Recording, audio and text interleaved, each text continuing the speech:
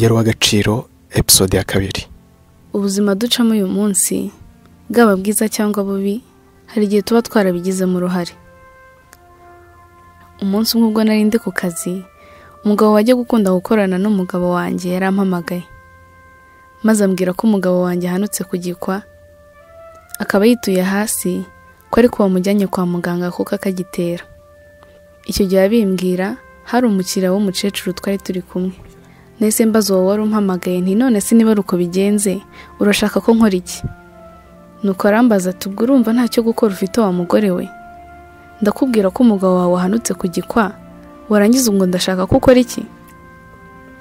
Nahise mukupa kuko numvaga atangiye kunshiraho isoni. Nuko mbwira uwo mubyeyi ntimunyihanganire, ntiharye mwari mumbwiye ngo mbahe iki.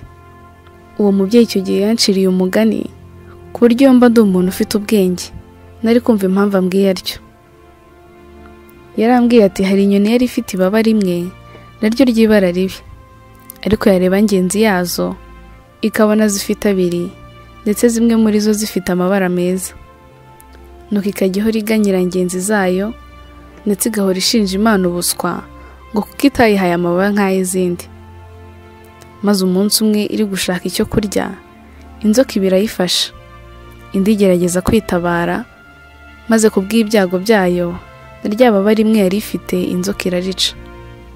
Ariko iyo nyoni kubera igihunga yo yibwiraga ko icitse inzoka, ndetse iravuga iti wari unyishura agatsindwa. Inzoka nayo iti ni hahandi ugiye utagiye.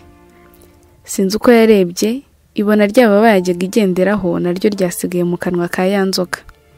Iyo nyoni imaze kubura iryo baba nibwo yamenye akamaro ko kuba yari rifite, nubwo ryari rimwe kandi ridashamaje.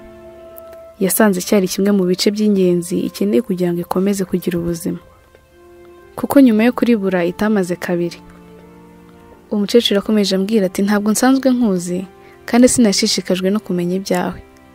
Atari ko nkurikije uko usubije ukubwiye ko umugabo wawe akoze impanuka, ndahamya ko ubona ko nta gaciro afite imbere yawe. Nanjye nti rwose wabimenye, nti ntacyo ari cyo kuri njye.